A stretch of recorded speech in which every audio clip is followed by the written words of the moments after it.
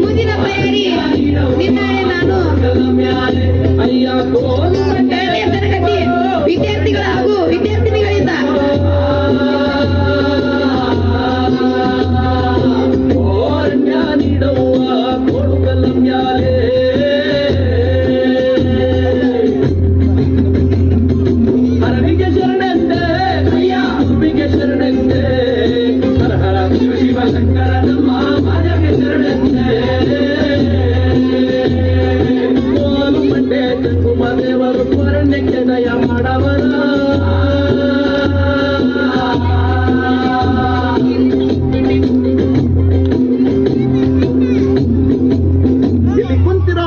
ಹಿರಿಯರು ಕಿರಿಯರು ಮಕ್ಕಳು ಮರಿಗಳಿಗೆಲ್ಲ ಶರಣರಪ್ಪ ಶರಣು.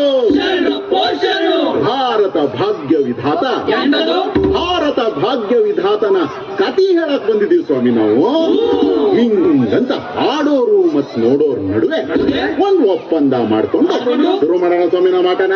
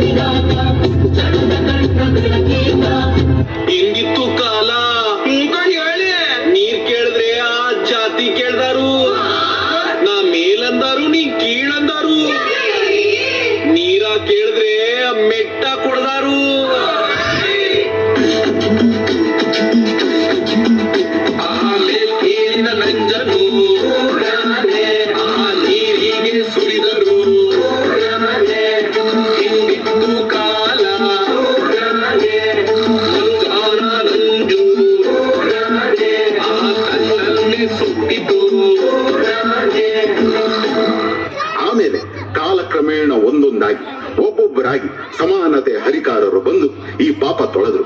ಆದ್ರೆ ಇದನ್ನ ಸಂಪೂರ್ಣವಾಗಿ ಎದುರು ಹಾಕಿಕೊಂಡು ಹೋರಾಡಿದವರು ನನ್ನ ಒಡೆಯ ಹಿರಿಯ ಈ ಭಾರತ ದೇಶದ ಭಾಗ್ಯ ವಿಧಾತ.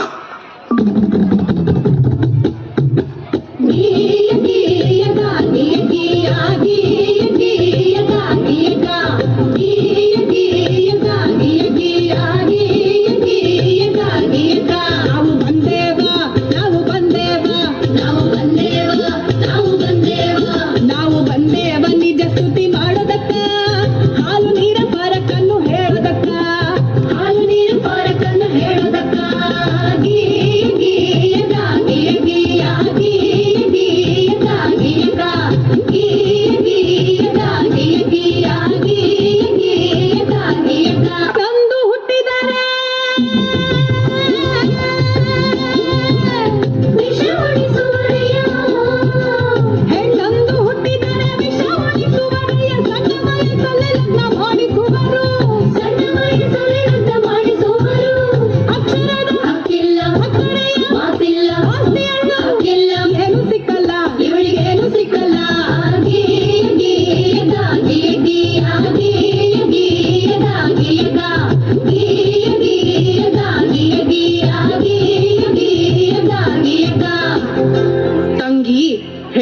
ಅನ್ನೋದು ಈ ಸಮಾಜದಲ್ಲಿ ಒಂದು ಜೀವಿಯಾಗಿರ್ಲಿಲ್ಲ. ಅವಳು ಆಸ್ತಿ, ವರ್ಣ, ವಂಶ ರವಾನಿಸೋ ಒಂದು ಯೋಜನೆ ಆಗಿದ್ಲು. ಈ ಜಾತಿ ಆ ಜಾತಿ ಸೇರ್ಬಾರ್ದು, ಆ ವರ್ಣ ಈ ವರ್ಣ ಬೆರಿಬಾರ್ದು, ಈ ಆಸ್ತಿ ಆ ಆಸ್ತಿ ಅವ್ರಿವ್ರ ಕೈ ಸೇರ್ಬಾರ್ದು. ಹಿಂಗೆಲ್ಲ ಆಗ್ಬಾರ್ದು ಅಂದ್ರೆ ಹೆಣ್ಣಿಗೆ ಯೋಚಿಸೋ ಶಕ್ತಿ ಕೊಡ್ಬಾರ್ದು. ಹಾಗೆ ಅವಳಿಗೆ ಒಪ್ಪಿಗೆ ಇದೆಯೋ ಇಲ್ವೋ, ಅವಳ ಬುದ್ಧಿ ಮತ್ತು ಮೈ ಮಾಗಿದ್ಯೋ ಇಲ್ವೋ, ಅವಳಿಗೆ ಜಾತಿಯಲ್ಲೇ ಮದುವೆ ಮಾಡಿಸ್ಬಿಡೋದು. ಹೆಣ್ಣು ಆಸ್ತಿ ತಗೋ ಬರ್ತಾಳೆ, ಹಾಗಾಗಿ ಒಬ್ಬ ಗಂಡಿಗೆ ಹೆಚ್ಚೆಚ್ಚು ಮದುವೆ ಮಾಡಿಸಿದಷ್ಟು ಹೆಚ್ಚೆಚ್ಚು ಆಸ್ತಿ ಬರುತ್ತೆ. ಒಂದ್ ವೇಳೆ ಗಂಡ ಸತ್ರೆ ಅವಳು ಇನ್ಯಾವ ಗಂಡು ನೋಡದೆ ಇರ್ಲಿ, ಹಾಗ ಅವಳು ಬೇರೆ ಸಂಸಾರ ಮಾಡದೇ ಇರ್ಲಿ ಅಂತ ಅವಳು ತಲೆ ಬೋಳಿಸ್ತಿದ್ರು. ಅವಳು ಮನೆ ಬಿಟ್ಟು ಆಚೆನೆ ಬರಂಗಿರ್ಲಿಲ್ಲ. ಹೇ ನನ್ನಪ್ಪ ಸರ್ದಾರ ಗುಡುಗಿದನಯ್ಯ, ಗುಡುಗಿದನಯ್ಯ ಸಭೆಯಲ್ಲಿ ಹಿಂದಿನ ಹೇಸಿಗನ ಬರದಾನಯ್ಯ, ಕುಡಿಯಾಲಿಯ ನಾಡಲ್ಲಿ ಪ್ರತಿಯೊಂದು ಹೆಣ್ಣು ಮಗು ಓದು ಬರಹ ಕಲಿಯಬೇಕು. ಪ್ರತಿ ಸರ್ಕಾರಗಳು ರಕ್ಷಣೆ ಕೊಡಬೇಕು. ಪ್ರತಿ ಕ್ಷೇತ್ರದಲ್ಲೂ ಹೆಣ್ಣಿಗೆ ಮೀಸಲು ಭೇದ ಭಾವ ಮಾಡೋದ ಜೈಲಿಗಾಕಬೇಕು.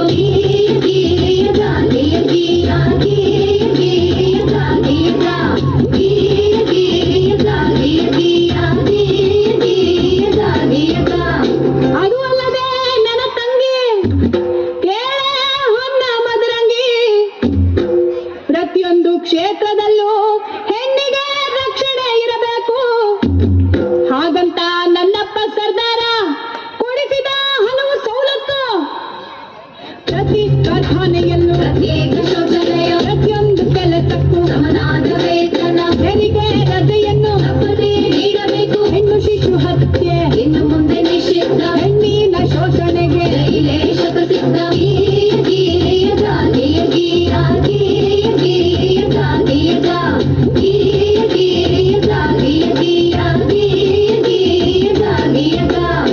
ಹೀಗೆ ಹಲವಾರು ಸವಲತ್ತುಗಳು ಹಾಗೂ ಸ್ವಾತಂತ್ರ್ಯವನ್ನು ನಿಮ್ಮಂತ ಹೆಣ್ಮಕ್ಳು ಅರಿವಿಲ್ಲದೆ ಅನುಭವಿಸುತ್ತಿರುವ ಅನುಕೂಲಗಳನ್ನು ನಮ್ಮಪ್ಪ ಆ ಭಾರತ ಭಾಗ್ಯ ವಿಧಾತಾನೇ ಕೊಡಿಸಿದ್ದು.